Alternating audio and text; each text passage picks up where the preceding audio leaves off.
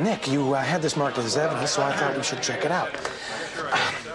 Personally, I found the plumber's performance to be way over the top. The flashback sequence to be a tad uneven, and on the whole, the story to be quite derivative. On the skanky scale of 1 to 10, 10 being the best, I'll give it a 13.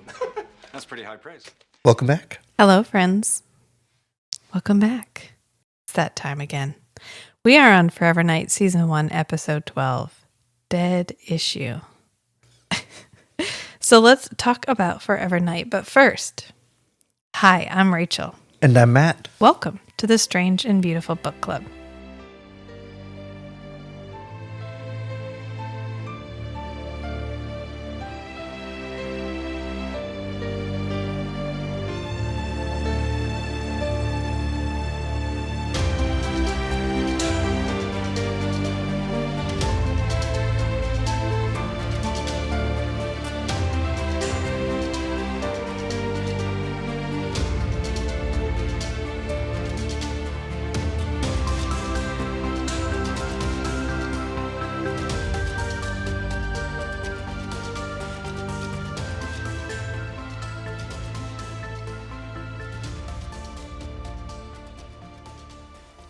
All right. So our cold opening is a woman walking down the street in an extremely shiny leather trench coat. Yes. And sunglasses. And like stockings. Tights. I'm trying to think of regionally what you would call these. Pantyhose. She's got black. Yes. That seems like sheer- the Michigan name for it. Yeah. And that's it. She's also got the like most 90s blonde hair where it's all clearly straightened. And then she has really short bangs, but they're all curled back. So they sort of cup her hairline. Yeah, And so it it's- ends up making her hairline look like rounded. It's a hairstyle of the period. Yeah. It's very helmet-like. What I think it's funny, she goes into the club and she takes her sunglasses off. Like it's bright outside. It's bright outside. There's like streetlights. There's like streetlights and shit. She walks into this club, which is a club, maybe more than a club. I don't know. There's people dancing. There's one lady who, thanks to the low resolution video, looks straight up naked. We had to rewind it. Matt was like, what? We had to go back. Yeah, and then the lighting's better from the other side, and you can see it's like checker Yeah. pattern. Yeah, but for a second But she there, walks straight to the back of this club, whatever, and to this guy. yeah, there's a guy waiting there, and he's dressed like the Fonz. He has a like zipper heavy leather jacket and a white t-shirt. Yeah, And- it's a whole vibe. They have a real awkward kiss. It's like Garrett was like, here, let me show you how to kiss. He's been giving lessons. Because they don't even, like, they mouth hover Oh, near yeah. each other. Yeah, they have like open mouth, and it looks Yeah. like there's some tongue action, but their faces aren't actually contacting. Does she not want to actually kiss or something? It's Was something going on?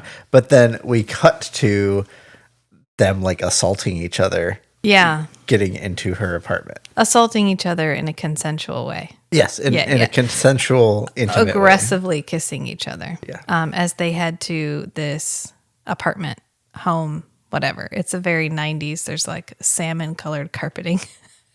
She opens the door, so Yeah, I'm so it's guessing hers. it's her apartment. Yeah, and they're like making out in the hallway, and she says, "Oh, just one more kiss. I'm dressed like a dirty sardine, or like A rotten sardine. a rotten sardine," which I thought that was just Amazon shenanigans because Read the automatic subtitle transcription. Amazon must use like an AI transcription because sometimes they're way off. So I rewound it, and nope, sure enough, she says she's dressed like a rotten So when sardine. things are packed together like a can of sardines, it means things are packed tightly. Yeah. So my interpretation was, oh, this dress is really tight.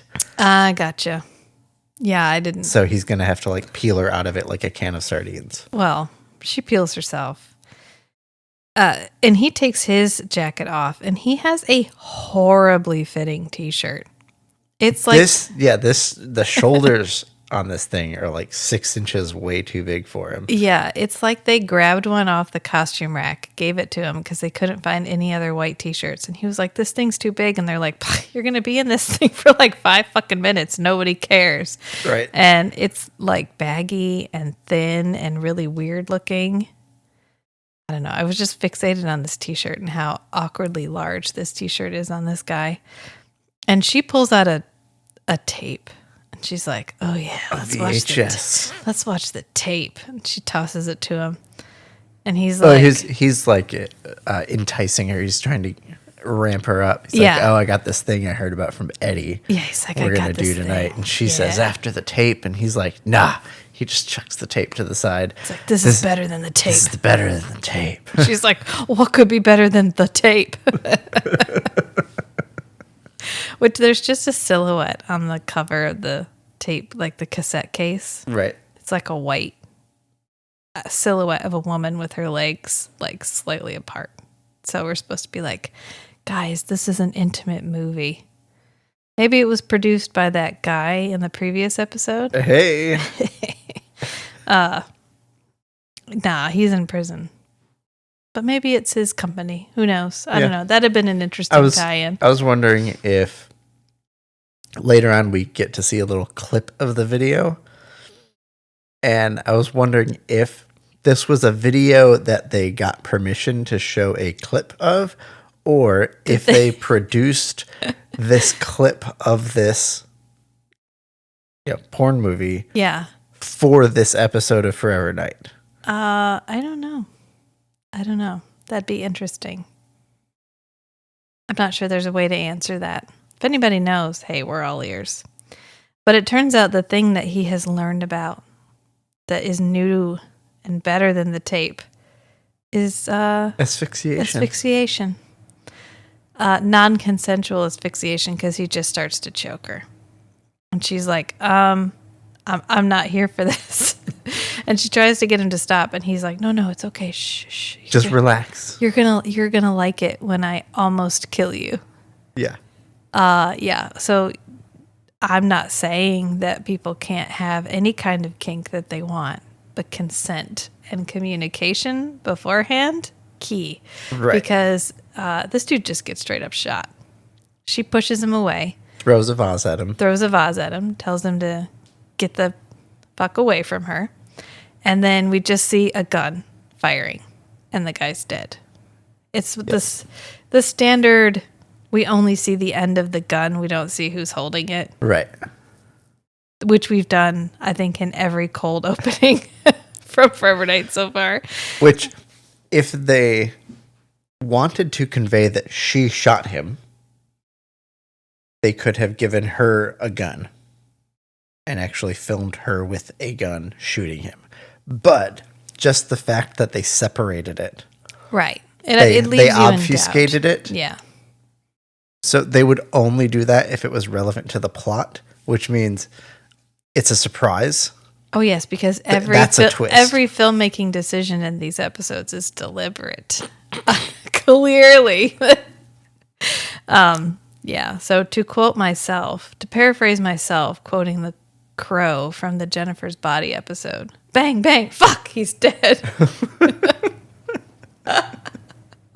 If you didn't get that, you should probably listen to the Jennifer's Body episode.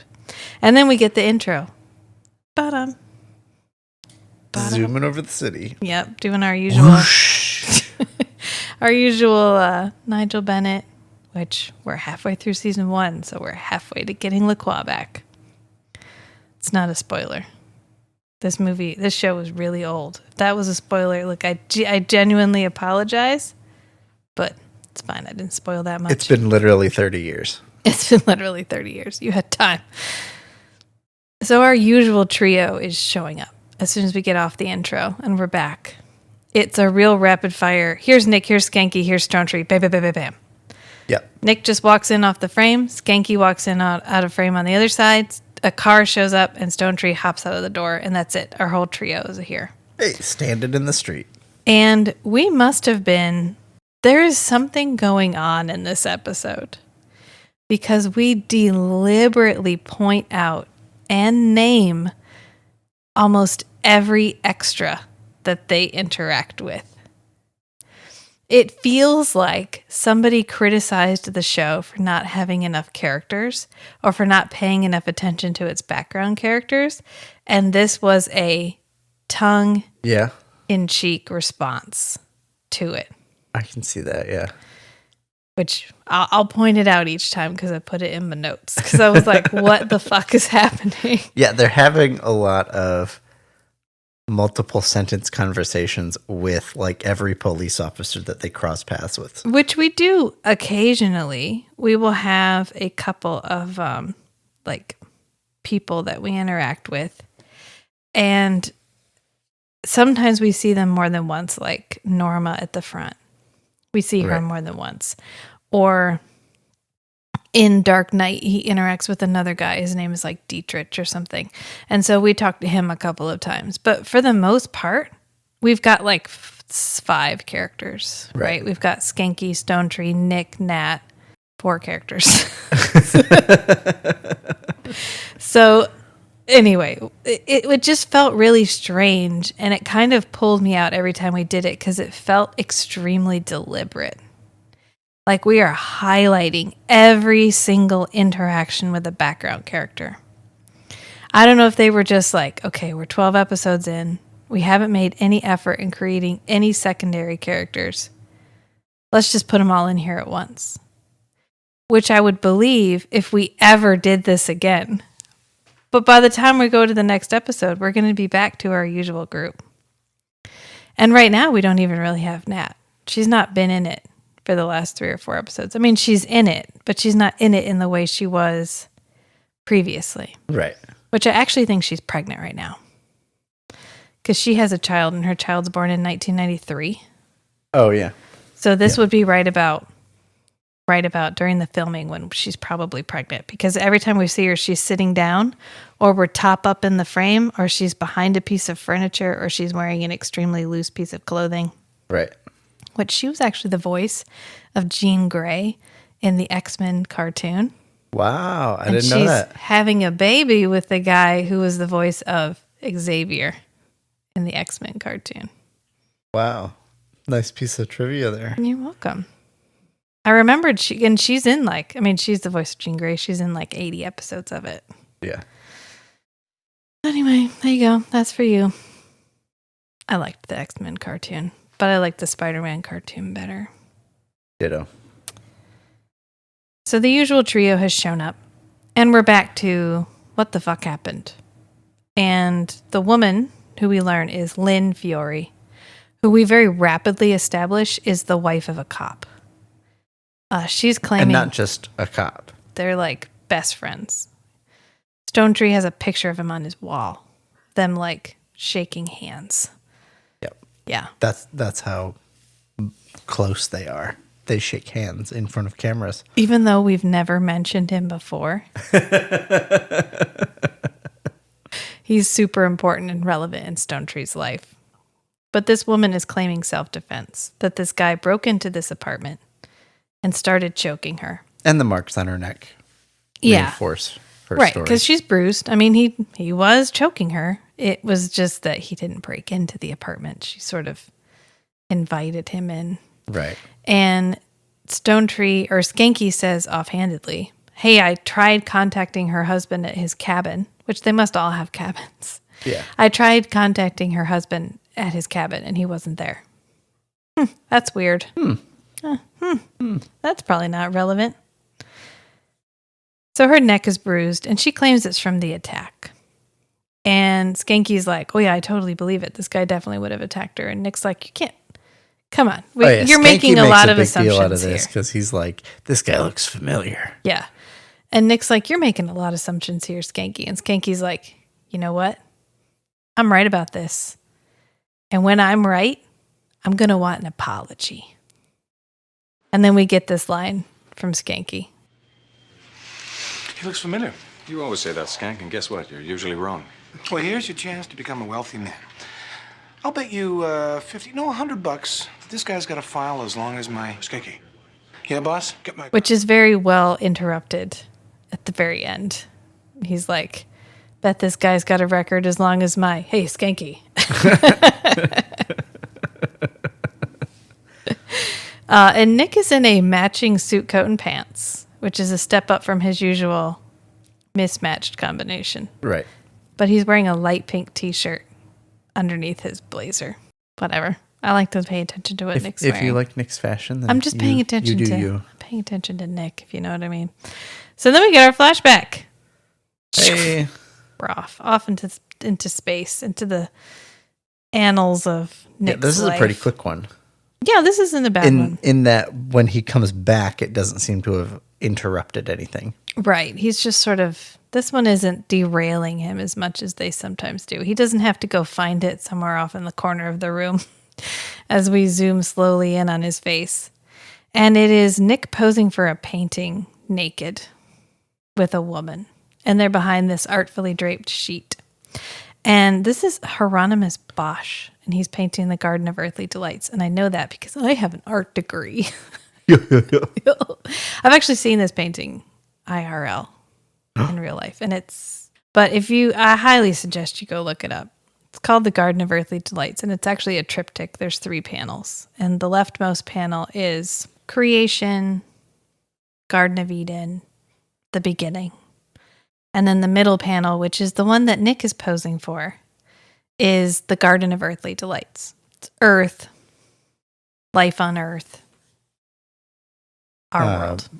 Loosely interpreted. Yeah. And then the rightmost panel is hell. And this painting is trippy as fuck. I highly recommend anybody look it up because it's wild. And so Nick is posing for this, which there's about 100 figures on this painting. So I don't know which one he posed for. I'm guessing it's the guy who's looking out of his own asshole, but I don't know. Maybe that's just me. Actually, I think that guy's in hell. So never mind. It's ironic that Nick is being painted on Earth.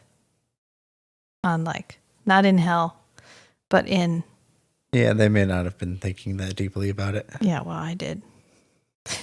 They probably didn't even realize who the painter was. They probably just had a painting on the wall and they were like, we'll use this for the set. I think it's mildly intentional. It also dates this flashback, which we don't ever get. We don't really get dates for flashbacks, but this is anywhere between 1490 and 1510. Okay. So Nick is... Because that's when it was being painted. Yeah, so Nick's not that old. Because he was brought across in 1228. As we hear. As we hear every single time. So he's around, 270? Anywhere from 270 to 300. So relatively speaking, young. But his little partner is crying. And he's like, oh, what troubles you? So, dear Ilsa. She's like, ugh, I don't want to talk about it. And he's like, oh, no. We're going to talk about it. Because I'm standing behind you naked and I need to distract myself. And then we go back. And this is where we get our first weird interaction with a secondary character. Because Skanky walks over and he's like, hey, Artie, forensic guy. Oh, yeah. I thought that was going to turn into something. Yeah, I know. I thought it was weird because it's like a setup for a joke that never really... Yes, that's what it felt like. Yeah, because he's like, hey, Artie, hey. And then Artie's like, what's up, Officer Shank? Well, if it isn't Artie, the fascinating forensic. It's Arthur, Officer Shank. That's Detective Skanky Arthur. Nice tie. Because his name isn't Artie. His name is Arthur. And so since Skanky got his name wrong, he gets Skanky's name wrong, but nobody gets Nick's name wrong. Because Nick is like, Arthur, what did you find? Or he's like, oh, hey, Nick. Everybody likes Nick. And then Nick goes Nick over. is actually polite. Personable. Yeah. And so then Nick walks over and he's talking to another officer about what he found. And the guy's like, oh, Officer Knight. And he's like, no. Just call me Nick. Call me Nick. Oh, yeah. And Nick sends 2 different cops off on errands to go do things. Yeah. Which felt weird because Nick always does everything himself. It was odd.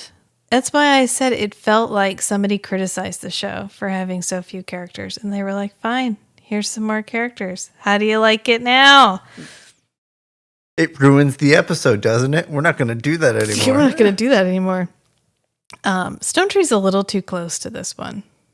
And it's interesting that Stone Tree, who is usually our By the book. by the book, Yeah. he doesn't recuse himself Right. at all. In fact, he steps in the steaming pile of this investigation as much as possible.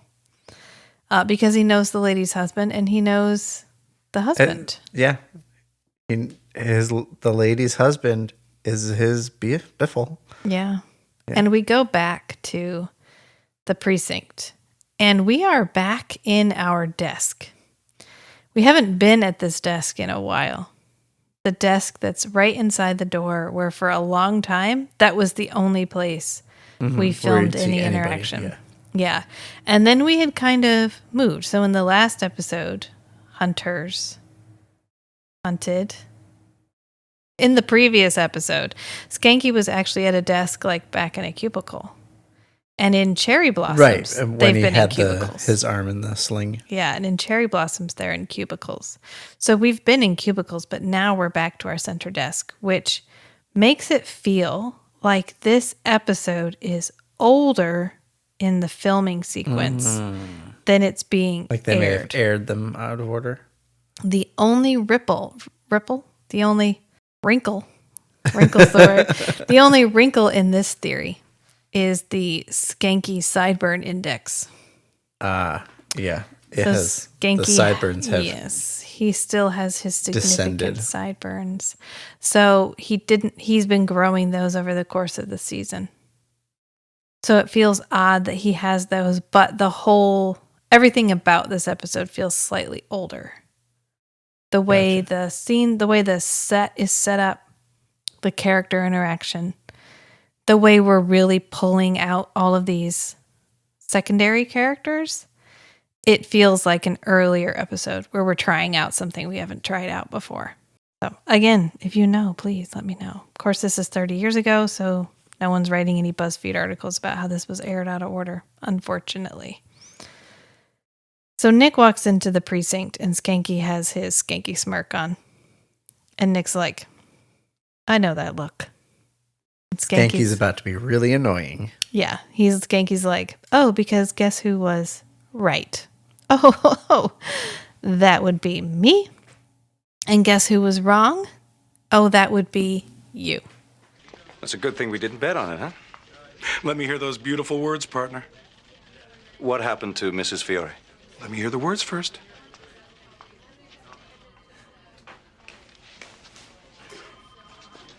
You were right, What else? and I was wrong. What? I didn't hear you, Nick. And I was wrong. You were wrong. Yes. Dun, dun, dun, dun, dun. Yeah. And he was wrong. Hallelujah. And I was right. I was right. Where you going? Don't you want to hear about? No, huh? Hey, when I outsmart him, he goes to pieces. And so he goes to a lot of trouble to get Nick to admit that Nick was wrong and Skanky was right. Yeah. Like he's pushing hard for this Yeah. to the point that it's like, it comes off really mean. It's a little bit like, self-centered. Oh, let it go, okay? Let it go, Skanky. yeah. But of course, Skanky doesn't go. Let it go because then he wouldn't be Skanky. He wouldn't be season 1 Skanky if he could read anybody's social cues ever. Right. Yeah. So Nick really isn't here for this conversation. He wandered into it because he made a crack about Skanky's smirk, and Skanky roped him into this conversation. Right. But He goes along with Skanky's prodding a little bit, but then he's like, he's like, look, enough. I got stuff I got to do. So he just leaves and goes to Stone Tree. And Skanky's trying to keep talking to Nick, and Nick's not paying attention. And he's like, oh, he just falls apart when I'm right. Yeah. As if it's totally Skanky's. It's all about Skanky. Yeah, as if Skanky's the reason why Nick is so unfocused or so focused, really. Right. Everything about how Nick is acting is because of what Skanky has been Oh, doing. obviously. But really, Nick is headed into Stone Tree's office because this woman is putting down a lot of shit and Nick is picking up none of it. And Stone Tree's like, you gotta let this go. They barely collected any evidence, and Nick has already found inconsistencies. Yeah, Nick is like, Things aren't adding up. things aren't adding up. And Stone Tree's like, okay, well, you need to crunch the numbers differently, make them add up, and then fucking drop it. And Nick's like, oh, I'm sorry. I don't have Butterfingers, Stone Better Tree. yet, just drop it. Just drop it. And Nick's like, okay, I hear what you're saying. You don't want me to talk to you about this. So I'll just put it in my official report. Okay? To quote Samuel Jackson as Nick Fury in The Avengers, I recognize the council has made a decision, but given that it's a stupid-ass decision, I have elected to ignore it. That's Nick. That's Nick Nick's, in this episode. That's Nick's entire persona in every episode. I'm sorry. I hear what you're saying, but I've elected to not give a shit about what you're trying to say. And he's like, you know what? I'll just put it in my official report. It's fine. It's like, I can't deal with you when you're like this. Maybe Stone Tree is uncomfortable throwing his weight around to influence an investigation like this. Yeah. Because he doesn't do that normally. I think that's part of what's supposed to be. Because as the episode progresses and he gets more evidence, he does do what he ends up doing what's right. I'm guessing that his buddy was pushing him to shut down the investigation. I think it was that, and I think when he thought that it was just Lynn had killed this guy, whose name is Charlie Gubbins, by the way, that she had killed this guy because he was an intruder. He was perfectly fine with just letting this lie. Right, just shut it down quickly so that she doesn't have to keep reliving this trauma. Right, because Charlie Gubbins was a bad guy, logistically speaking, and she is the wife of his best friend, and he just wants this all to go away so nobody has to suffer needlessly. Right. Because in his mind, Charlie Gubbins got what was coming to him. And as soon as it's implied, or as soon as Nick won't let it go, and Nick is implying that there's more to it, Stone Tree is stuck between having to continue to defend his friend and admitting that something has happened and that these people aren't who he thinks they are. Right.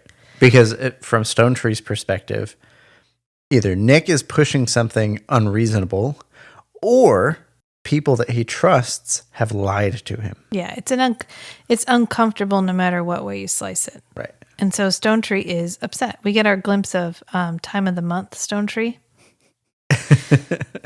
He's just yelling at Nick. He's taking his picture off the wall and just staring at it. He's having an emotional moment, and he's not really sure how to handle this because it's not a situation he ever wanted to be in. Right. And Nick isn't helping because Nick is just like, okay, I hear what you're saying, but she's a fucking liar, and I'm going to prove it. Not in those words, because of course we spend a lot of effort. Nick was not being that diplomatic. No. Well, we put a lot of effort into this episode, into showing how much nicer of a guy Nick is than Skanky. At every opportunity, Yes. we do this. And he walks And their out. motivations. Yeah. So Nick walks out, and we cut to Skanky. And Skanky is watching a video on That a video. TV VCR roller cart in the interrogation room. And there's somebody next to him. And as you pan out, every guy cop in the precinct is in this room assisting with the research Right. on the content of this video cassette. Which means they're all watching porn together. And they've been doing it based on what Skanky says afterward. They've been watching this for a while. Yeah. Because Nick walks in and they're all like, oh, snap. Nick's here. And so they all get up and leave. Nick turns the light on and they all get up and leave because he forces them to face the realization that they're all at work watching a intimate video together. Yeah. And so they all get immediately uncomfortable and leave, except Skanky. Except for Skanky. Skanky's like, no, the plumber wasn't that great of an actor, and I thought the plot was derivative. But other than that, I give it a 13 out of 10 Jeez. on the Skanky scale. He says, well, you had it marked as evidence, and I do have to check out all the evidence. And Nick's like, oh, God damn it, Skanky. And so Skanky's like, okay, good. Well, we got this all wrapped up. We've already got 2 more cases. Let's go investigate those. And Nick's like, Right, like Stone Tree threw 2 more cases at them to Yeah. keep him busy. Yeah. yeah, they have a subway killing and a attempted killing at a bowling alley. And Skanky's like, all right, you ready? We're going to go investigate these. And Nick's like, you're going to go investigate those. I'm going to the video store. I've got shit to do for this case. And Skanky's like, no, this isn't a case. This isn't a thing. No one said this was a case. You need to drop it or you're suicidal for pursuing this. Because, hey, we haven't mentioned suicide in, I don't know, like an episode and a half. So whoever does the writing for this show was just jonesing for it. So we got to work it back in. So Skanky's like, you've got to drop this. And Right. Nick, Skanky is so focused on the politics. the politics. Yeah, the politics of this. And Nick is like, I actually don't care because A, I'm not even human. B, if I fuck this life up, I can just go get another one. It's fine. Technically, I'm probably not even qualified to be doing this job.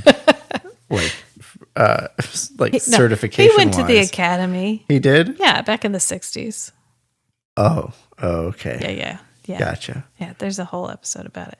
C, I'm really, really rich. I don't even need to work. I literally don't have a reason to not pursue this. And I am dedicated to justice because I want justice for my soul. So I got to Right. find justice for everybody else too. And he says, a man who eats junk food and smokes is calling me suicidal. He's always so judgy about Skanky's diet. He's judgy about the way Skanky chooses to live his life and then judge others Yeah. without judging himself first. Nick is like, judge not Skanky, lest I judge you too. That's Nick's motto. But Skanky tells Nick that he's on his own. Like, you can go investigate this if you want to, but I'm out. I am out. I am so out. I'm going to borrow your car because you don't fucking need it. And I know you don't fucking need it because you never need it.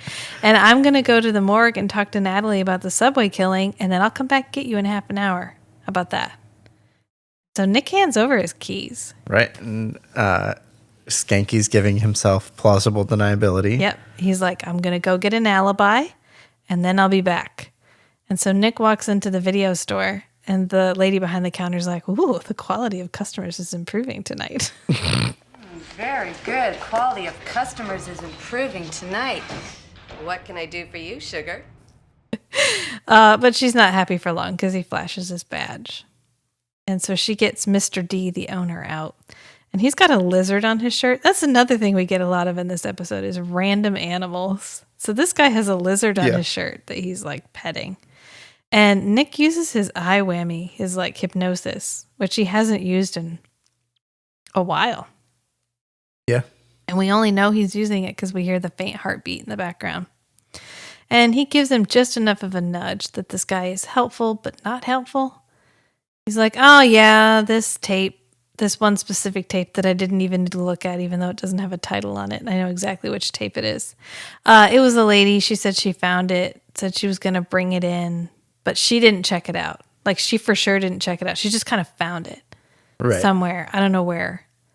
Oh, no. He had it on his note that she found it in the basement, like, parking lot of her apartment building. And she'd be by to drop it off. Yeah, and he's like, Nick says, okay, well, what was her name? And he's like, wow, man, I can't read my own handwriting. It's Fairweather. something. And Nick's like, Fiore? And he's like, yeah, maybe. I guess. Yeah. Maybe. But he's helpful. He's helpful enough. but he's really actually not that helpful. But Nick doesn't have a warrant, so there's nothing more he can do. Right. So he gets ready to leave. And we cut to Stone Tree. And Stone Tree is hanging out with Tony Fiore, the husband of the lady who killed the guy, supposedly His best friend. unquote, his best friend. And they're having drinks. And You are not your best friend's best friend. not in this case, he's not. And so Stone Tree is being super professional right now. He's advising this guy to take his wife on vacation to Mexico. Yeah. It's like, I know they keep going like wink, wink, nudge, nudge. Like if you were in Mexico. Yeah. And Tony's like, oh man, when this hits the tabloids, it's just going to destroy her. And Stone Tree's like, well, I do have a press conference tomorrow and my hands are tied. And Tony's like, I hear what you're saying. I hear you. There's a lot of subtext in this episode. And so we cut from there without them really, like, they've decided Lynn needs to go somewhere to chill. And Stone Tree implies that if they get away for long enough, It'll all blow over. yeah, the preliminary hearing might not even happen. Yeah. Fine. And then we go back to Nick and Skanky, which they've just reconnected because Nick is with his car and another beat cop shows up and he's like, oh, I told the guys that was Nick's car. Yeah. And this guy's name is Obrigo. He says it to me. He's like, oh, hey, Obrigo. Yeah. Officer Obrigo. And Obrigo has some information to share to Nick. And so It's like, oh yeah, I did what you asked. he's like, oh, here. And Detective he Knight. flips out his notebook. Life here? That's it?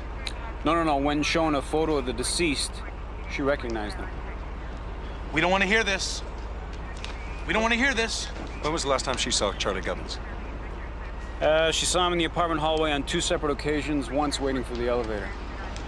Okay, so Gubbins was casing out the joint, or he had a friend there. I mean, what's the big deal? And he's like, I talked to the neighbors, and they said that they'd seen Charlie Gubbins before. And Twice. Skanky like sticks his fingers in his It's ears, like, and he's like, we "No, don't I'm not need to hear listening. this. I'm not La listening. la la la la No, la no, la no, la no, la no, la no, la. no. Yeah, he's totally like, I can't. We should not be listening to this. And Nick is like, great, Skanky, can you go get a warrant for the video store for me? And Skanky's like, are you fucking listening at all? And Nick's like, la la la la, not listening. Because Skanky is just he's all in on not investigating the Fiores, Right. and Nick is like, I don't gives a shit about whatever is happening here.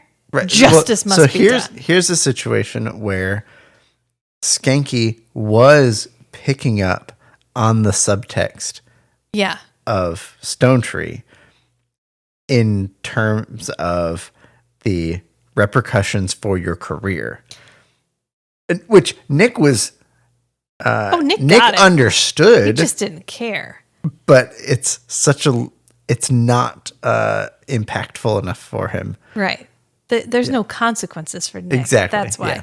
And I don't think it's really that Skanky is picking up on something subtle so much as Skanky has been around the block a couple of times and he has seen this scene play out before and he knows what will happen to him if he's on the wrong side Right. when everything finally shakes into place. And so he's trying to just stay out of it. Not have an opinion, not investigate, not investigate, just walk the center line. To the detriment of the investigation. Yeah, to the detriment of the investigation, which is really the view that everyone is expecting everyone to have. Right. They're expecting everyone to sort of not investigate this. And Nick is the only wild card. And he's so dedicated to justice that he sneaks onto the Fiore's property and hangs out on their balcony so he can listen to them in their bedroom. Yes, he very gracefully just drops down onto their balcony. He's like, I'm just going to, if I don't go inside, it's not breaking and entering. It's just trespassing. That's fine. It's mild What's trespassing. mild trespassing? I didn't walk on their grass. Hey, I just showed up on their balcony. It's fine. So he overhears a very interesting conversation because it turns out that Miss Fiore, Lynn, is maybe a little kinky. And her husband is not, She has appetites. yeah, her husband is not simpatico to her needs. And so she has been getting them filled elsewhere. And he is kink shaming her. There's a lot of kink shaming. A lot of kink shaming, which is rich for somebody who was watching his wife with another man. Yeah. Yeah, there was a lack of, I don't think it was a lack of communication, because certainly she communicated with him about it because he knew all about it. But a lack of compassion. A lack of compassion and like, hey, I realize I'm not meeting your needs sexually. And that everyone's sexual needs, as long as pleasure is consensually derived by both parties, is valid. So I'm going to allow you to go off and seek your gratification however you desire. It's, you said you were going to love me forever, and that's a binding promise. And I don't care who you go off and sleep with, as long as you come home to me at the end of the night. Right. So that I can shame you when you get back home. Exactly. Yeah. Yeah. Because he was focused on possessing her. Right. He needed to keep her. He needed to have her. And from his perspective, he needed to have her under his control Yeah. rather than in a like self-disclosing, like mutually supportive relationship where you're both kind of lifting each other up. He's like, no, I need to. Hold on to you. Yeah. And he says, it's just because I love you so much. And she says, I don't want you to love me. She wants out, and she's saying it deliberately. She asks him to please divorce her. Well, but he has spent so much time encouraging her to blame herself for everything that's happened that she doesn't think she's worthy of leaving. That all of this is her fault. The fact that she can't quote, control herself, and can't, quote, control the urges that she has. She's the one who's in the wrong. Which, hey, here's our parallel to Nick for this episode. Yeah. Yeah, which Natalie points out very deliberately later. But we go back to our flashback with Hieronymus Bosch, which I looked at the painting for like 5 more minutes a few minutes ago. And there's a guy in the bottom right-hand corner who's making the weird hand gesture, because Nick makes this very deliberate hand gesture. Right, when he's posing. Yeah, because Bosch gives him a significant look, because he's just chatting with the woman like she's a real person, which, heaven forbid. And so Nick does this thing where he reaches towards the camera, and it's a really cool shot. He does this thing with his hand. And there's a guy in the bottom right-hand corner who's kind of doing that. So if I had to hazard a guess, that may be what they were modeling it after. Okay. I'm probably ascribing a lot more thought here than there actually was, but it's okay. Kind of like to think there's more depth to things than there actually is. I do think people think more about this stuff than we give them credit for, especially in the 90s. I know we don't always see it because a lot of times it was cut or because they had such a short format to work with. Right. But I do think they made an effort to think about these things. So I like to give them the benefit of the doubt. Or the screen resolution would have been low enough that a lot of the details get missed. Yeah, and he's for sure not the guy who's shoving a bouquet in somebody else's ass. So, You're sure about that? 95%, just because of the position they're in when they're supposedly posing. Gotcha. So in our flashback, back to the flashback, they are hanging out by like a big plate of fruit. It's just this really large platter full of fruit. Right. And they're lounging on some cushions in these like drapey robes. And the woman, they're like sitting, joking, having a good time. And she's like, what would I have to do to get you to just squeeze a little harder and end it all? Nick's like, And she puts his hand on her throat. yeah. And Nick's like, okay, I'm going to need some elaboration here. And she's like, well, turns out I'm a seductress and I have been leading men into sin. And it's like, all my fault. And it's all my fault. And he's like, bitch, have you met Jeanette? You think you're a seductress? No, I'm sorry. No chance. None. And she's like, oh, but I am. And he's like, okay. My evil comes out even when I'm trying to keep it in. And she gets mad at Nick. She's like, I don't know why you're not, you need to go with me on this. I'm trying to tell you I'm a seductress and I'm leading men into sin. And he's like, no, you're not. What? Listen, I'm a 300-year-old vampire. I kill people on the regular. I've got insight, okay? And she gets up and leaves. And Bosch comes over and he tries to chum with Nick about this. He's trying to have like a dick-to-dick moment. Right. Where they're It's like, oh, she resists. He's like, oh, she's a little vixen. But it's worth the effort, if you know what I mean. And Wink, Nick's wink. like, ugh. I was pretty sure, like, at the end of this episode, I was pretty sure Nick was going to kill this guy. I'm pretty sure the only reason he didn't is because this is actually a notable historical figure whose death someone could research. Right. Yeah. That's the only reason we don't have him kill him at the end, because they are not friends. Nick looks like he wants to tear this guy's throat out for just implying that Nick would in any way chum with him. Right. Like bond with him over especially non-consensual on sex. this content. Yeah. Yeah. Yeah. He's like, oh yeah, not. Stop fucking talking to me about it. So the parallel there is that she's guilting herself. Yeah, she's for- laying the blame for what happened to her on herself, which isn't it nice to know that 500 years ago, women were still being victim blamed and self-victim blaming for something that is not their fault.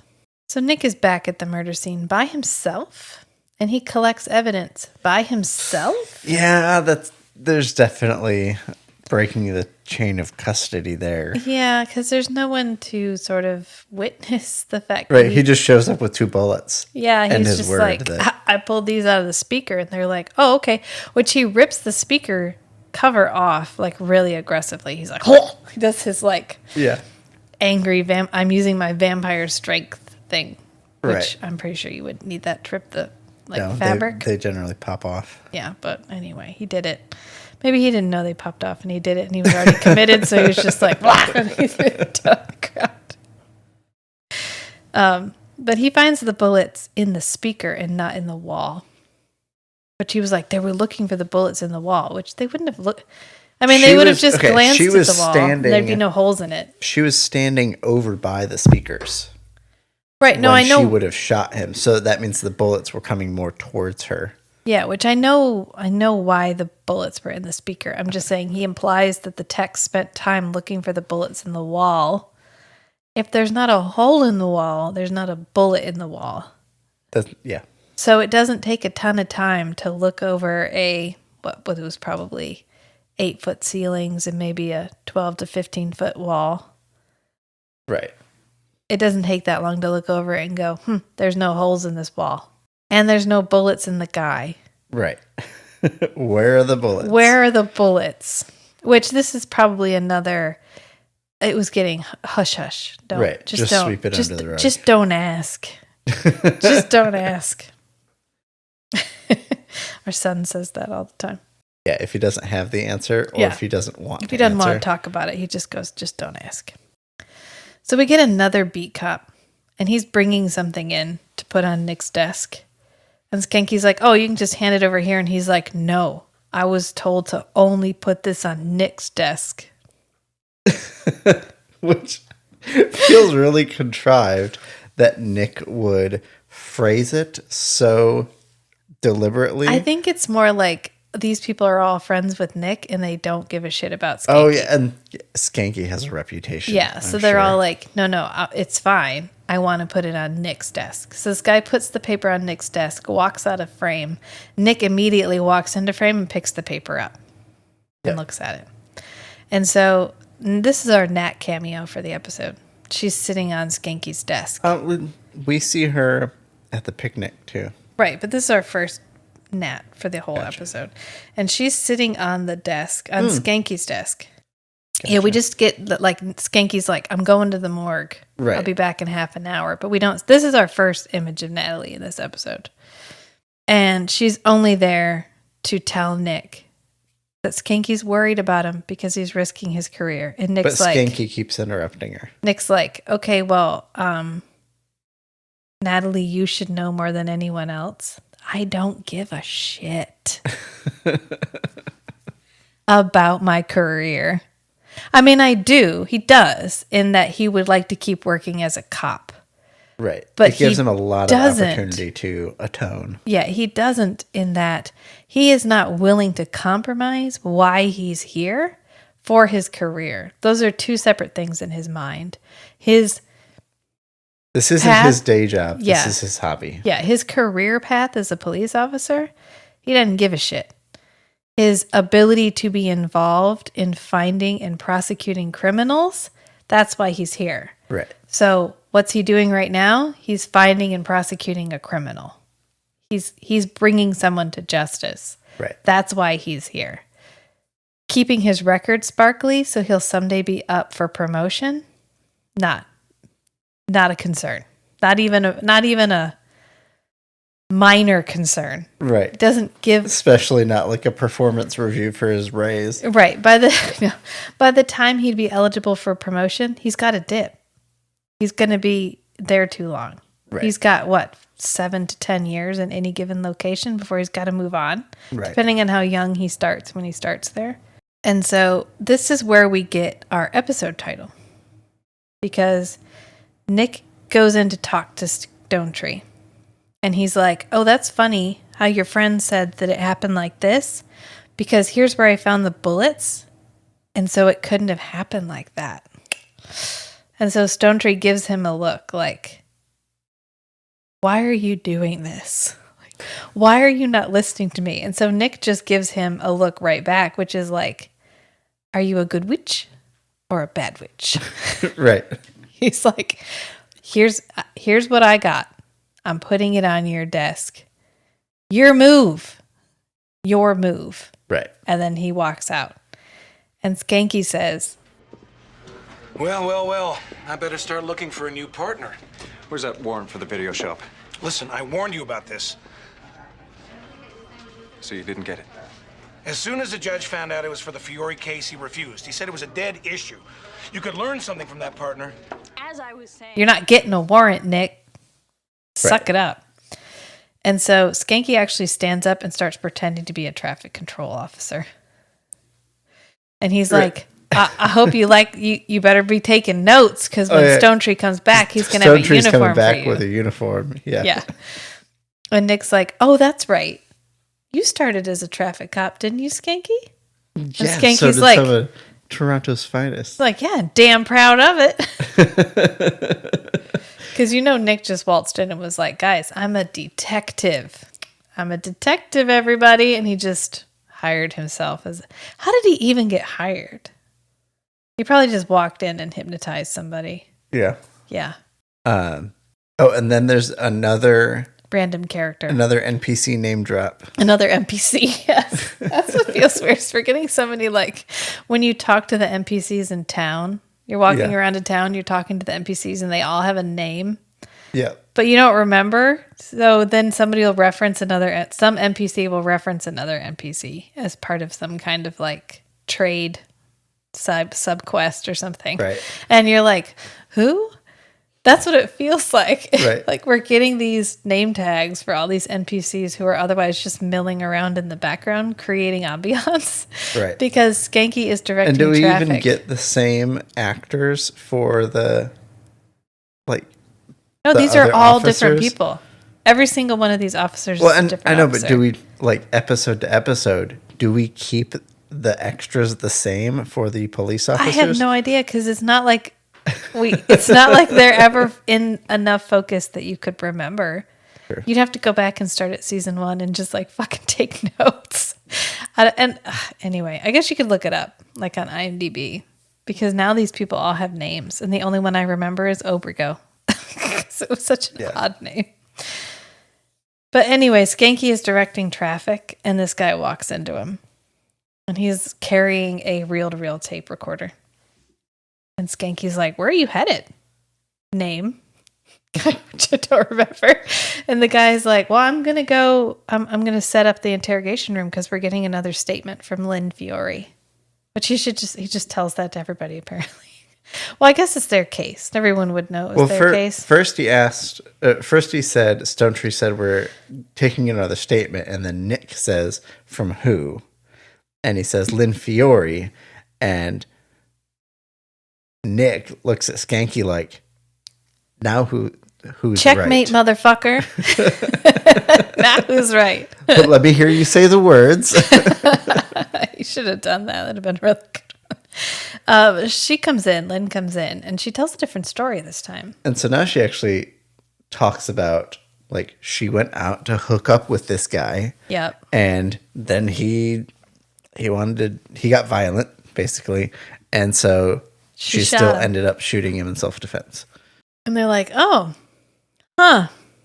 That sounds really good. So Nick starts asking clarifying questions. Which is just immediately. He's like, wasn't it dark in there? How'd you hit him so well? Was he facing you when you shot him? When did you Oh, go I for don't your know. gun? And she's like, oh, I don't know. It's all kind of a blur. And he's like, mm-hmm. Okay. Interesting. Really interesting. And we get a little bit more flashback. We just get kind of clips of flashback. We've already established what's happened in the flashback. And so this is just very slowly pushing us towards the inevitable conclusion of this flashback. And so this is the one where she's like, I tempt men all the time. My hair flutters in the breeze. Just my efforts to not Yeah. do it. Sometimes my ankles are visible and I can't help it. And all of these things just turn men on and I can't help it. And so And it's all my fault. And it's all my fault. And so I can't, and he's like, don't worry, I'll take care of it. Like, okay, I'm going to help you, right? Don't do anything drastic. I'm going to help you. I have resources and I'm going to make this, I'm going to make it better. And so she just leaves and we go back to modern time. And Lynn is blaming herself for everything. And he's talking about it with Natalie at his house. And Natalie's sitting down again. They're on his couch. And he's like, oh, she blames herself for everything, even stuff that isn't her fault.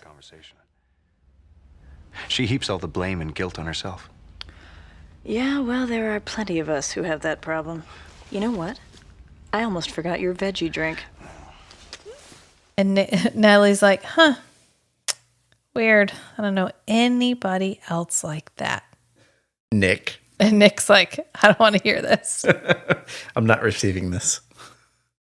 Yeah, I'm not receiving this negative criticism. That's exactly what he said. And he is kind of a sad monologue. I mean, we get a little bit of a sad, just like, state of the world. Why is everything still the same? It's been so long, and why has nothing gotten better? Which would probably be what would drive you crazy in immortality.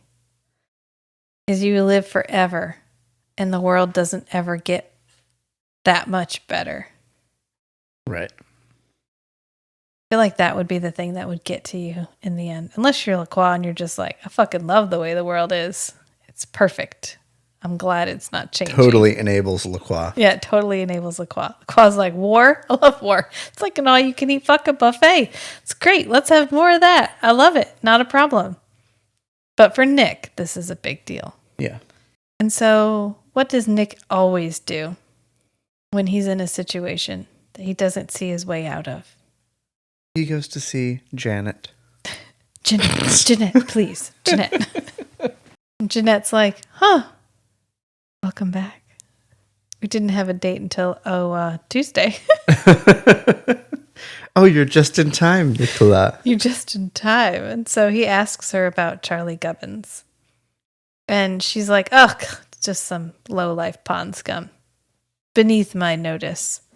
But maybe... I know everything about him. Yeah. And she's like, but ask me. I just want to ask you a question. Oh, yeah?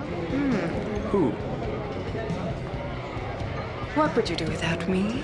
Oh, I don't ever want to have to face that.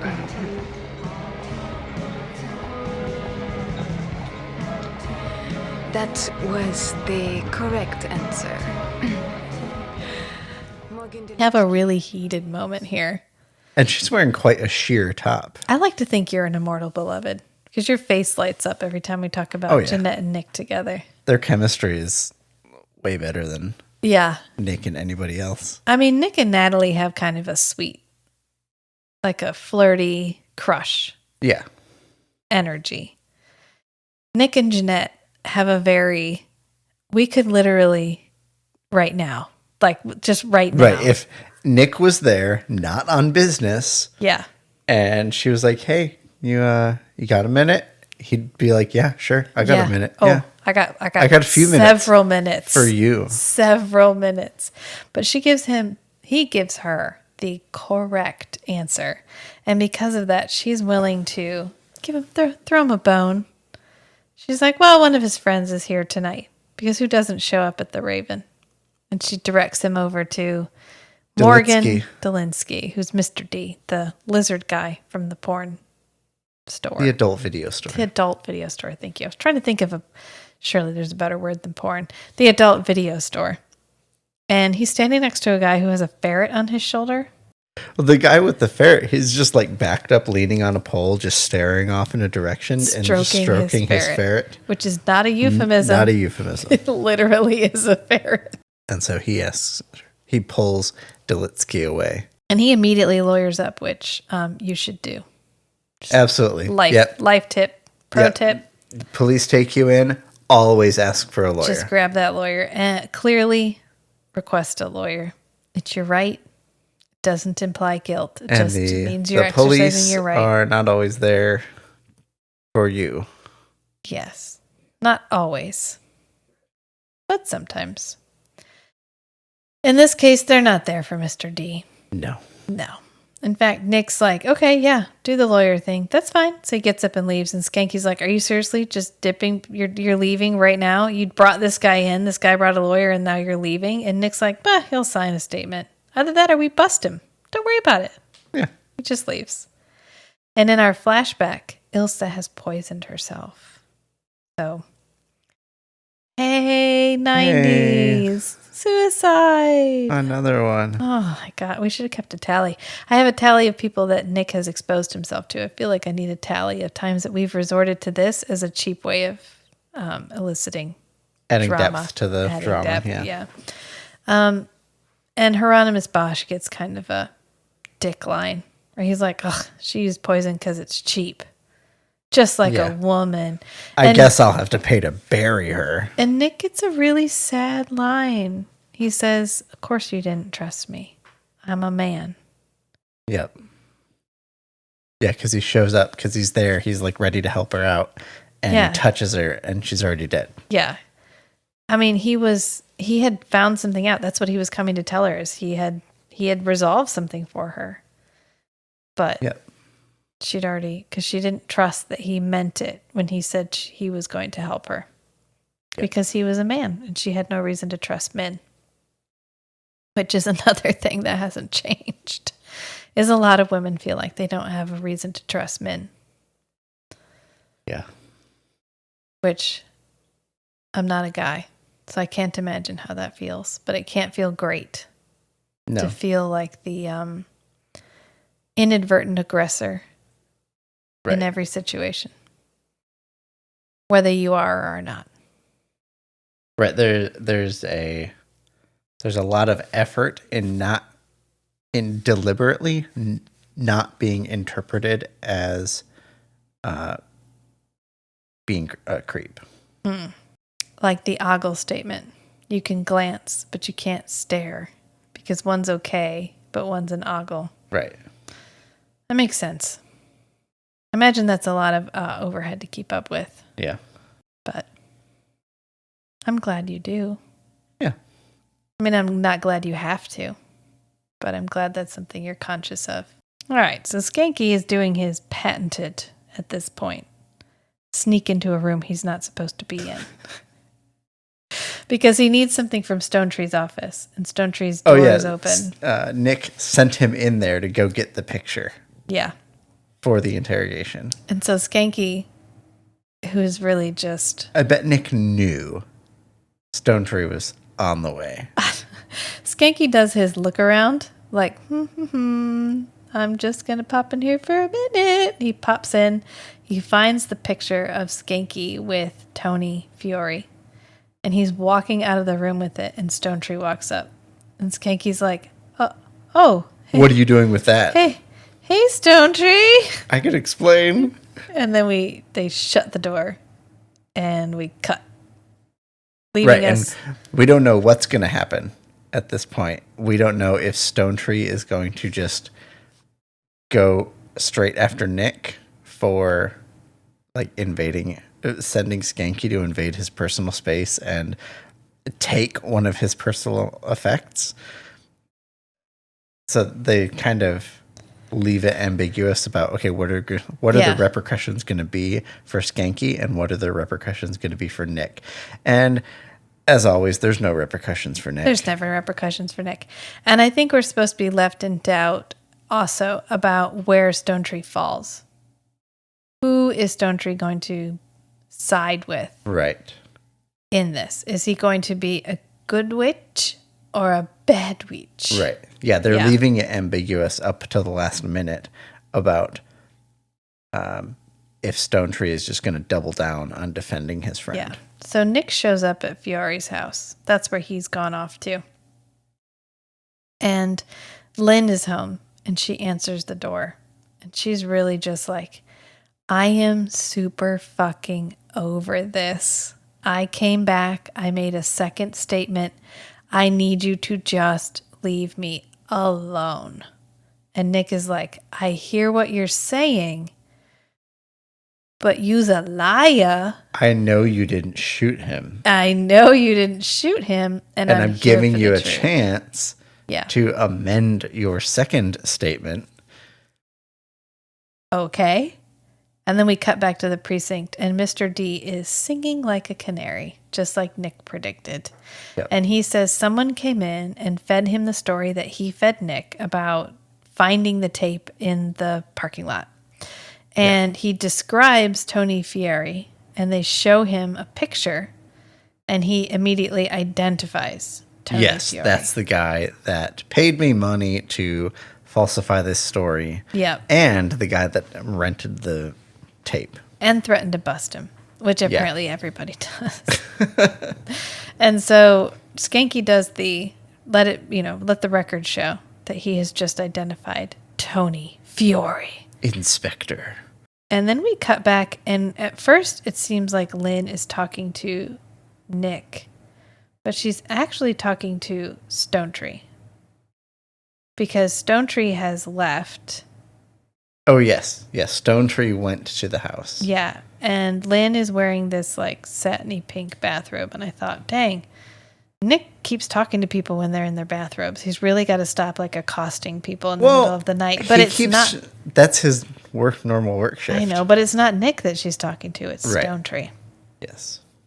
And he's trying to hold it together and tell her that she's not guilty of murder. Because now Stone Tree knows that she did not shoot him. He's like, look, I get it. Tony's my friend too, but the truth is what matters here. She's like, okay, well, just let me go get dressed. And then we cut back to Nick, and Nick is with Nat, and they're at the... Oh, yeah. Yeah, this is the scene when I was she's thinking eating. Of. Yeah. They're in the morgue. And I don't know why Nick is now at the morgue and Stone Tree's at Lynn's house, but let's just take it for rote, because now Natalie is eating. And they were chatting or something, because they call Nick there and tell him Stone Tree's missing. We don't know where he went. Shit's gone down. We need your help. And right before the phone call, Nick is telling Natalie that he's worried. Like, he knows the amount of guilt she's piling on herself. Yeah. And he's worried about what she's going to do with that because of the flashback. And so Nick, after Natalie asks like, huh? Tell me more. Nick's like, I'm worried she's going to like kill her and her husband. Yeah, or her husband's going to kill her or what. I'm afraid something's going to happen here. Yeah. And it's really cute because when Nick's on the phone, Natalie's still eating and she has to like wrap her hand around the phone cord to eat. Yeah. Which is really cute. I like their little, we spend so much time together. Their intimacy. That we have a lot of casually intimate gestures. Yeah. And I love the way they put those in there because it gives us the effect of them being really close without having to show them together on the screen. Yeah. And so he hangs up the phone, or he like shoves the phone at her and she drops her She's fork. fumbling her food and her. And she hangs up and turns around and is like, what was that all about? And we just hear whoosh. Right, the caption just said whoosh. Whoosh, because of course Nick is. She turns around from hanging up the phone and Nick's gone. Yeah, Nick was donezo. He'd finished his phone call. He wasn't sticking around to eat, so he had stuff to do. He just pulled the Batman. Literally flew out of there. He whooshes out of the room after hearing that Stonetree ran off to confront Tony. And Stonetree's really trying to handle this all peacefully. He's like, look, I tried to sweep it under the rug when I thought it was one way. And then when evidence was leading us in another direction and I have this really obnoxious detective who just wasn't listening to me, I kind of had to go with it. And I'm glad I did because we found out a lot. And like, I'm not judging you. Shit happens. Let's just handle this all peacefully. Right. Let's just clear the air. We'll sort everything out. Yeah, it's fine. It's and fine. Tony's like, don't you realize how bad this makes me look? Right. Oh, because that was no. the consideration. You Right. know what also makes you look bad? The fact that you had a second apartment that you didn't actually live in. It was just your wife's fuck pad. And you were there hanging out, watching her with her buddies. Right. You knew about it. And you would sit there and watch, like to keep an eye on her, which ostensibly to protect her because he says he killed the guy because he got violent. Yeah. He was going to hurt her.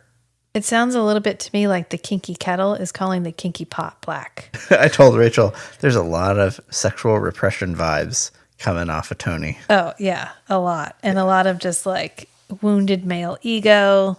Yeah. He can't give her what she wants. Maybe he can't perform. It happens to some. There's medication for that. Penetrative sex isn't the only kind of sex. You're right. I was about to follow up that there are also alternatives to your own equipment. Yes.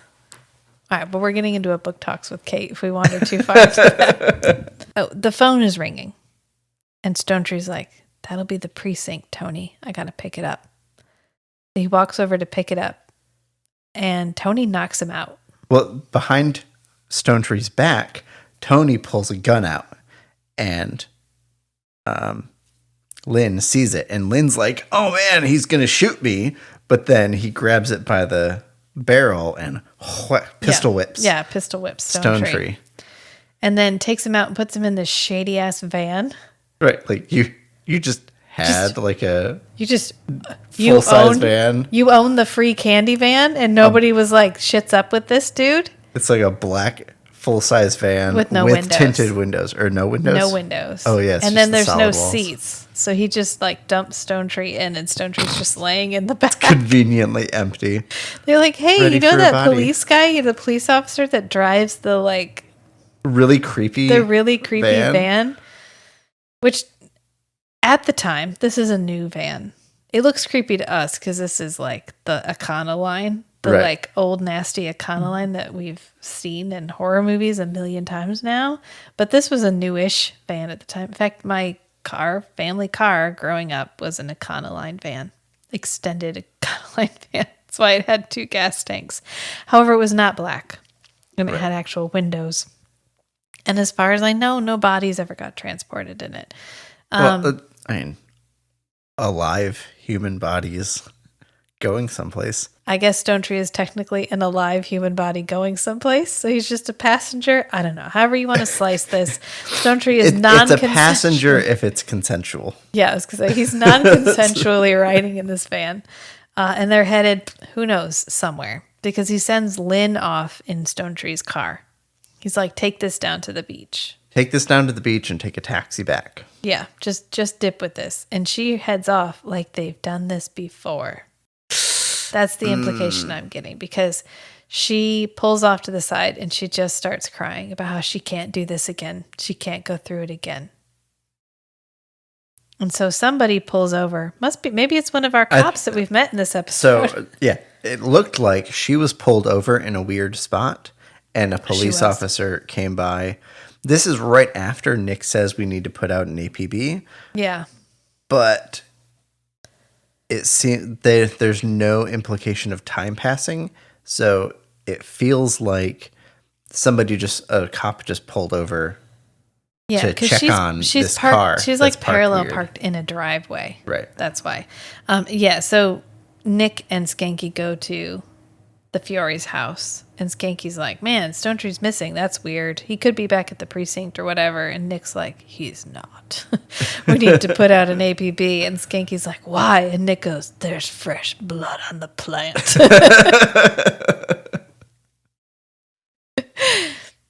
Which reminds me of, there's an episode of Moonlight, which we talked about last episode, where he's been hired to find this woman. And so he walks in and he like touches this like spot of blood and like puts it up to his nose. And he's like, this is her blood. And they're like, oh, how did you know that? And he's like, there's estrogen in it. And you're like, okay. Dude. Half the planet is female. You gotta pretend. You gotta, yeah. Well, I mean, specifically, this woman was here. They knew she was here, so they know it's her blood because whatever. I mean, there's plot reasons why that he has to believe this was her blood, but nobody can actually smell the estrogen content of a blood sample if you're human. So maybe don't throw that out. So Nick just is like, there's blood on that plant over there. How can you tell? Well, I smelled it as soon as I walked in. Thanks for asking. And so I'm getting the sense that this is a cycle and she's done with this cycle. And Nick is also getting that sense because they're interrogating her and she's like, yeah, I really don't know where they could be. It's weird. I don't know. I left. I was upset. I don't know. I don't know. What? I don't know. And Nick's like, oh, but you do know. He's done this before. You know where he's going. And then Nick if you totally don't tell guilt us, trips her. If you don't tell us, you're guilty for Stone Tree dying. And that convinces her. Right, because she's already primed to receive that. Right, yeah, she's been trained. Yeah, she's been trained. To respond to that. To respond. And Nick uses it deliberately, I think, to get Captain Stone Tree's location. Right, because it's so time critical. Because Stone Tree's in danger. Took the games too far. He was going to hurt her, my wife. Till death do us part, Joe. Lynn and me, we stick together. Because if she doesn't, you kill her too. Right. And it turns out he's at a warehouse, which is our go-to. There just must be warehouses lying about Toronto. Unsupervised and well, it's nighttime. Open for anyone all the workers to use are at home. For nefarious activities. Because anytime we need any kind of a shady location, we go to a warehouse and there's always steam and pipes and shit.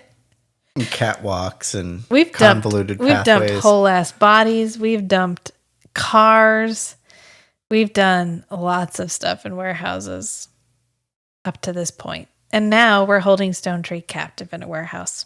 And Nick gets there first, of course. Of course.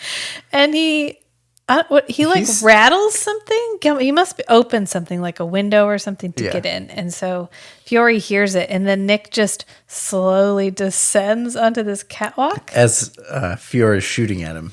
Right. And then he jumps and drifts down to the ground. Yeah. In front of Stone Tree and Fiore. Stone Tree and Fiore.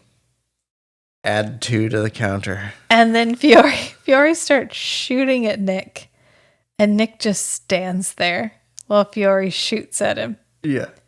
So he's really trying hard to maintain his human persona in this moment. He is, and I'll tell you why, because he's not growling at anybody. Right. He's holding back. He has not gone vampire face. Yeah, we got no contacts and no fang makeup. He was Nick face the whole way through this because he was like, I'm going to look human. He's growing as a person. I'm going to look human while I do this. Humans can drift down. I mean, they can't fly, but they fall slowly, right? Don't they fall slowly? Right. Humans can jump off a 30-foot catwalk. Yeah. And they're fine, right? Human terminal velocity is super low. It's fine. It's like a squirrel. A squirrel can't fall and die. A squirrel can't fall fast enough to die from impact. It has to starve to death on the way down. Humans are the same. It's fine. It's fine. And so Nick gets Stone Tree out because Fiori's run, because he's out of bullets, because he shot at Nick and Nick didn't do the thing where he pretended to care that someone was shooting at him. Oops. A little oversight. Also, Fiori dips and he frees Stone Tree, and Stone Tree's like, no. Nick's like, I'm going to go get him. And Stone Tree's like, no, this fucker is mine. You go around back. And Nick's like, I've been waiting to hear those words all day. Hey, you took my line. He's like, I was going to anyway. So Stone Tree heads off to get his friend. Nick just goes out and stands in the alleyway and listens. I don't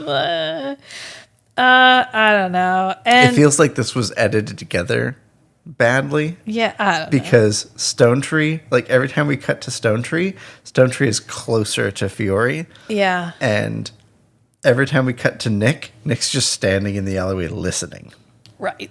I think he's trying to give Stone Tree this opportunity. And so Stone Tree is slowly approaching his friend on this catwalk and reading him his rights.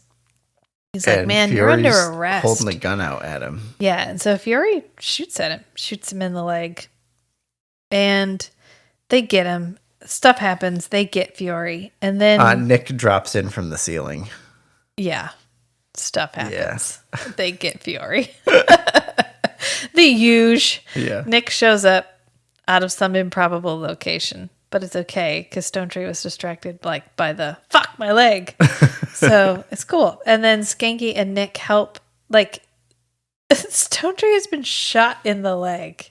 Right, and they're just calmly walking, chatting. Instead of waiting for him to get taken out of the building by I don't know, emergency medical professionals, they're just like, I'll take an arm if you'll take an arm. They walk him out of this and building. Stone Tree's so much taller than them. Right, so they're trying to make they're this almost work. not holding him up. It's kind of awkward. And Nick is like, wow, that was ballsy, Stone Tree. Stone Tree's like, you don't understand. We were friends. I would have died for him. And Skanky goes, you almost did. Yeah. And I thought this was the end of the episode, but surprise, we get a lot of wrap up this episode. We get a lot of we get a lot of denouement. Yeah. So we had our rising action. We had our cliche. Climax. That was a Freudian slip. We got our climax, and we get a lot of denouement. We get a lot of post action, because there's a picnic. There's a chummy around. Hey, we just caught the bad guy, and the bad guy company was our picnic captain. Yeah. You think they'd have canceled it if a significant member of their organization had just been convicted of murder? And it felt like time had passed. He'd been retired. I think time had just passed.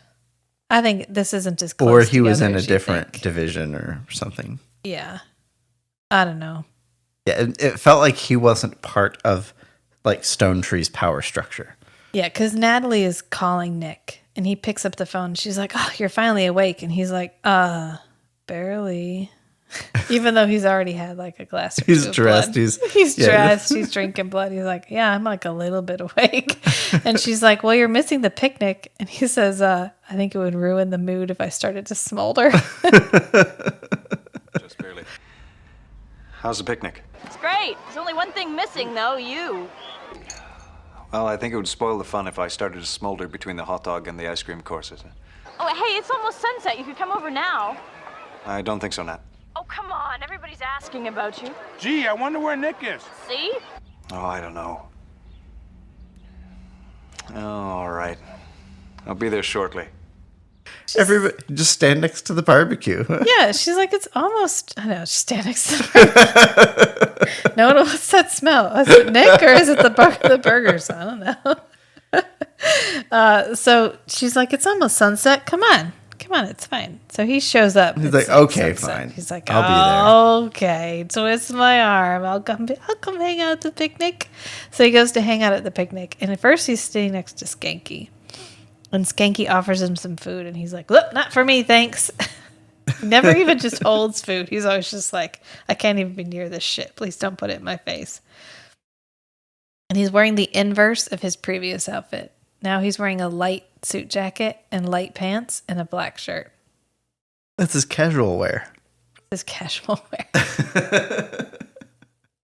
And we also get some flashback wrap up where he's talking to Bosch, which is where we thought he was going to kill him. Yes. And he doesn't. And he's just like, this dude's shit. And that's the end of the flashback. Yeah.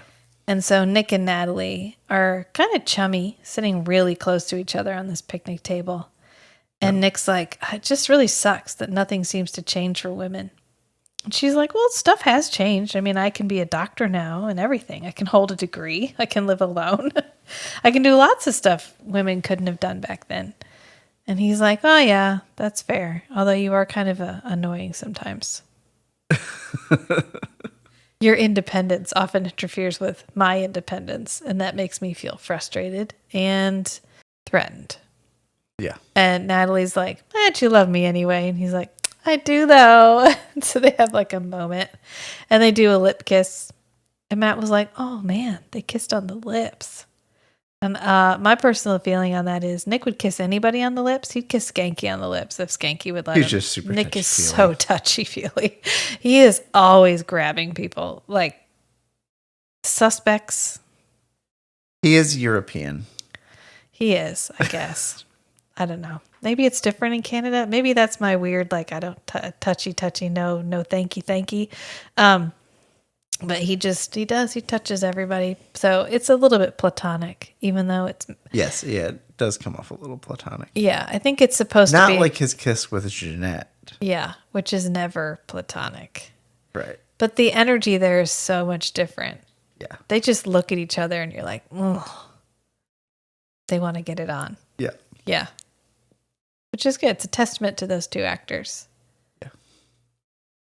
So how did you feel about this episode? This was It was all right. It was interesting episode. I kept getting pulled out by the weird acknowledgement of the NPCs. Now that we've called them NPCs, that's what they are in my head. Yeah. So sorry, we're just going to go with it. We had instead of having one plot twist, it was Twist. 3 plot twists. Yeah. But they were all fairly obvious. Right. But it was all It right. was good. They addressed a lot of kink shaming. Still kinda better than stuff. Dead Air. The one where the guy was murdering women on the radio station. Oh yeah.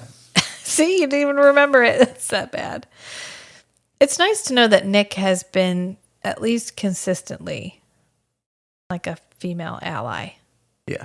Throughout his 800 years. Sort of. when he's in his you said he goes through valleys and peaks and of valleys. morality. And so when he's at his most moral.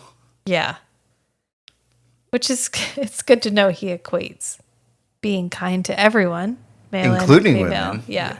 With morality. Yeah. Yeah, because as far as we know, up to this episode 12, Nick is consistently an ally for women throughout history. Yeah. Which is good. Yeah. I think it's next episode where we get that belief shattered. But we can hold it for now. Let's clutch that warm glow, for another episode, or for one other week until we get to episode 13, which is Father Figure. It's coming up next. We're more than halfway through season 1. So I'm getting excited. I like season 1. I like Forever Night, but my go-to rewatch season isn't season 1. Right. It's usually season 2. two. So I'm excited to get into territory where I consistently enjoy each episode. Right. I'm looking forward to LaCroix. I am looking forward to LaCroix. I think I've seen a lot of episodes where LaCroix is just monologuing on the radio. So you're like, this to me is Forever Night. I have never seen this bullshit before. Right. Because I don't put on season 1 very often. Because I really feel like the show is finding its footing in season 1, which happened a lot during this era, where season 1 tonally would be so much different from season 2 and onward. It would take so long for the writers to get feedback from the fans when the internet was in its infancy. And this is pre-writer strike, like deep pre-writer strike. So you also didn't get the same quality writing because writers weren't getting the same recognition they get now. Right. It's a combination of things. But of course I enjoy these episodes as much as we laugh about them. I love it. I just love it. It's comfortingly shallow sometimes. Yeah. I don't have to. It challenges you enough that I feel like if I wanted to think really deeply about this episode, I could. And if I wanted to just watch it and be like, that dude's an asshole, and then move on with my life, I could do that too. And I love that I don't have to sit here and parse out every character's intentions because I'm going to have to see the fruits of those intentions 12 episodes from now. I'm not. We're never going to reference anything that happened in this episode. Right. This isn't a like 10-part miniseries where every 5 minutes of every episode has connections to other sections of other episodes. Right. Which has its long, convoluted plots, which has its place. They do have their place. And is enjoyable. And I understand that the vast majority of the population prefers their television shows like that. I like a Monster of the Week.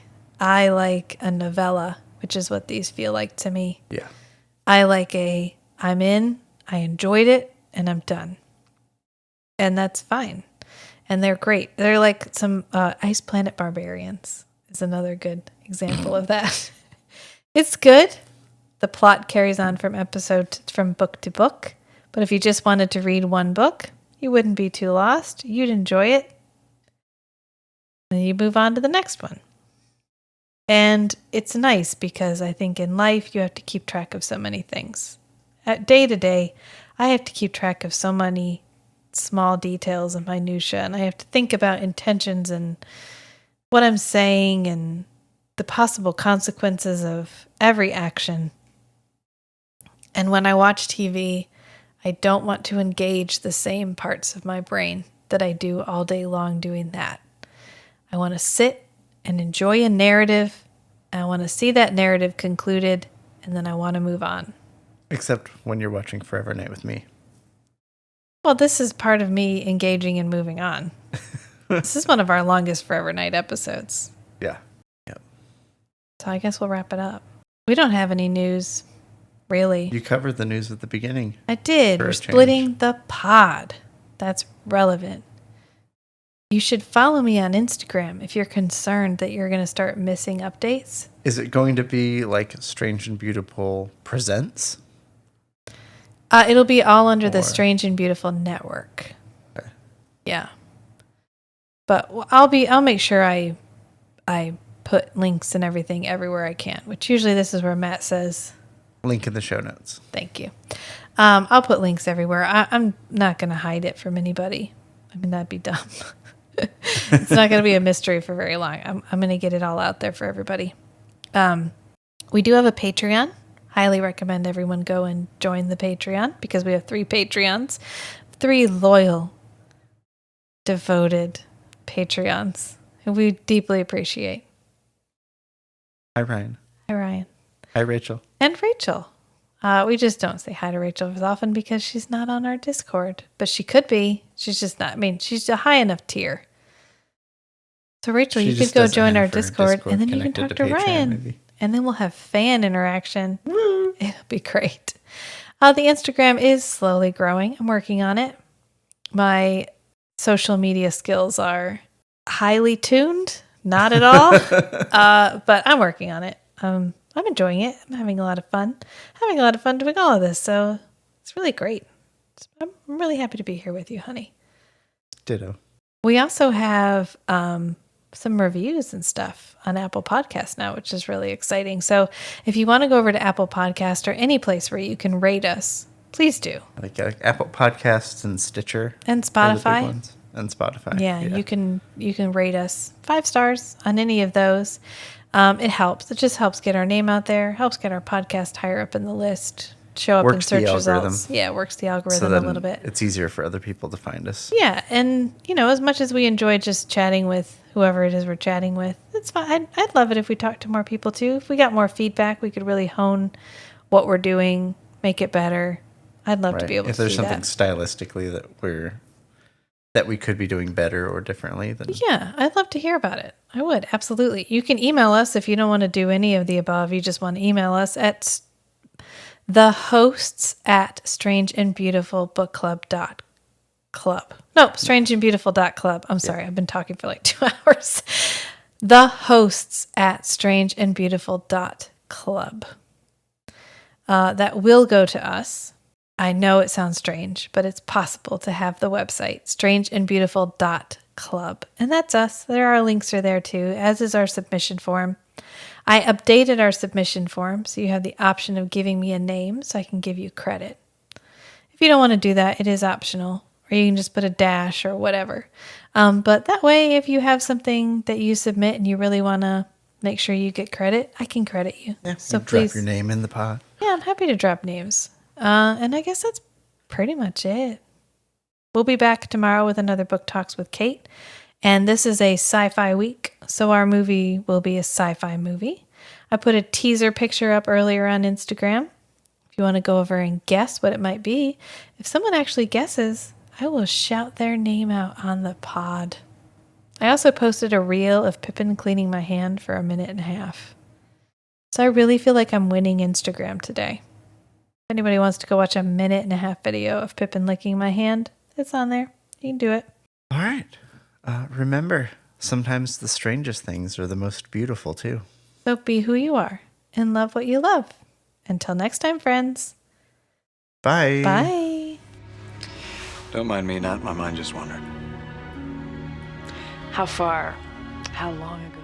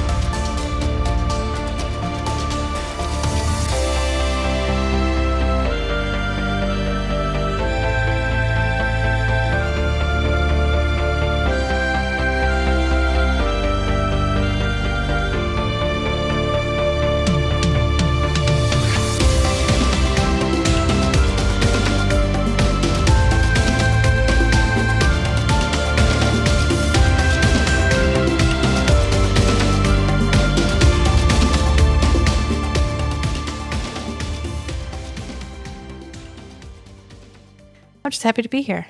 Happy to be here with you, honey. Ditto.